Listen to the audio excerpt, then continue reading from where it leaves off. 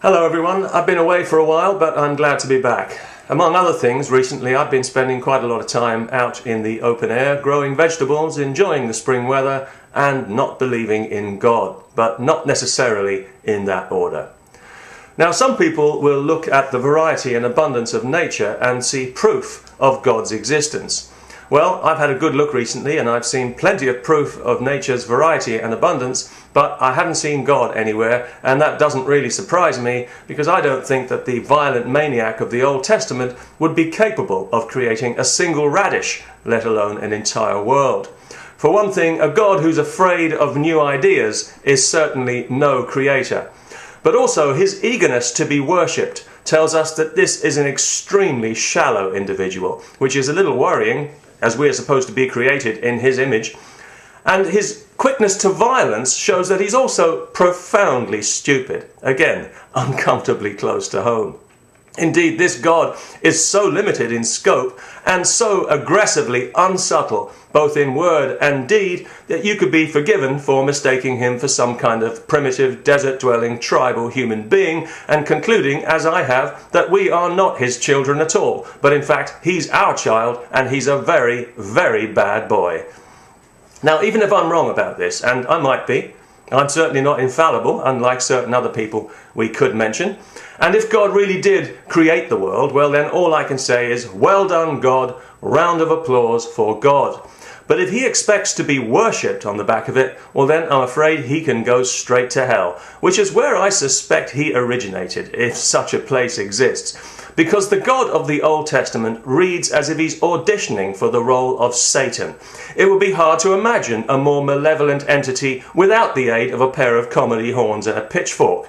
Just look at his track record. He comes out of the desert a few thousand years ago, killing and smiting with righteous abandon, spawns 3 religions that absolutely loathe each other, supplies us with scriptures that set us at each other's throats like dogs over trifles, dividing us into us and them, into believers and infidels, ensuring that every one of us will be born with millions of instant enemies.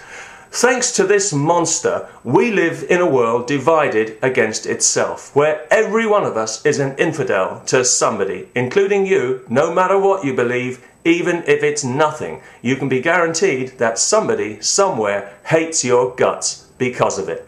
Welcome to planet Earth, the center of the universe. Enjoy your stay. Although, apparently not enjoying it will get you into heaven that little bit quicker. Now, given this humiliating and, let's be frank, embarrassing situation that we find ourselves in, where, thanks to this ludicrous God, the whole world seems to be in an ever-decreasing orbit around the black hole of the Middle East, from which not even light can escape. Oh, you've noticed that as well? Maybe civilization, therefore, is a little too much for us to hope for at this early stage of our development. But wouldn't it be nice if we could at least find some way to resolve the artificial differences that this God has imposed on us without resorting to violence? I'm sorry, I didn't mean that. I take it back. I don't know what came over me. I was just being silly. I do apologize. Of course, violence is the only answer. After all, it's the language of God. That'll be our God, the stupid one, the God of death. Believe in me or burn in hell. Worship me or I'll send a plague. Little pigs, let me come in, or I'll burn your cities to the ground. And if it's God's language, and if we're created in his image, which presumably means he's also a gullible, superstitious fool, but that's another subject, well then it's bound to be our language as well. And in truth, it's just about the only language we know how to speak to each other when push comes to shove, because everybody knows that the threat of violence is behind all diplomacy, no matter how warm the handshake or how charming the smile. In fact, without it, we'd barely be able to relate to each other for the perfectly understandable reason that we're too primitive and stupid. Obviously, I don't claim to speak for everyone, just the people on this particular planet. How stupid are we? Well, look at us. We're a naturally curious race of beings. If we weren't, we wouldn't be here. The quest for knowledge is what's driven us forward from day one. Yet we subscribe in our millions to these anaerobic belief systems that purposely limit knowledge, discourage curiosity, and sanctify ignorance. Why do we do this to ourselves? What are we afraid of? Is it being alone in a cold and empty universe? Is that it? So we'd rather be subject to a cruel and stupid fascist God than to no God at all, and to cringe under the phony threat of eternal damnation like a bunch of cowardly muppets. We'd rather drag ourselves through history, inch by tortuous bloody inch, because we've got this dead weight attached to us, this useless lump of fossilized thought that we call religion, this psychological ball and chain that we just can't seem to cut loose, because this God of ours, he may be stupid, he may be as dumb as a sack of walnut shells, but he can only reflect the intelligence that created him. The poor sod. It's 2,000 years now since Jesus lived. If he lived. Let's assume he did, just to annoy a few atheists. But don't tell anybody I said that, or I'll be in all kinds of trouble.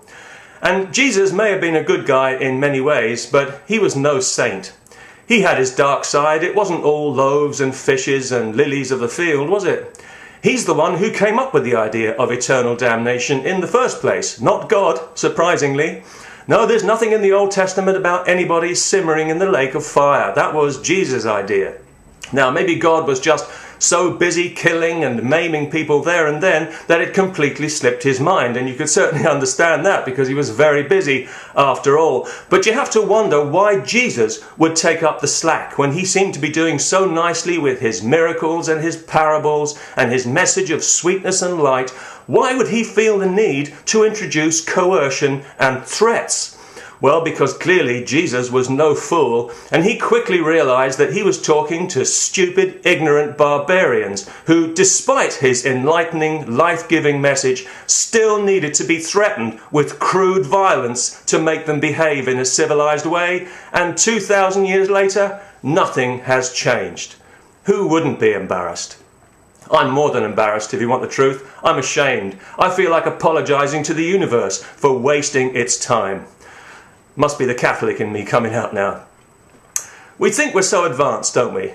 Especially now that science is cutting a dash through 11 dimensions, doing religion's job for it, in fact, attempting to illuminate the mystery of life rather than suppress it. But down here on the ground, it might as well not be happening. Things are just the same as ever. People still worshipping dumb idols, still fearing evil spirits, still cowering under the angry heavens like a bunch of frightened cavemen. The only mystery to me is how we can look at ourselves in the mirror without laughing. Peace and happy days.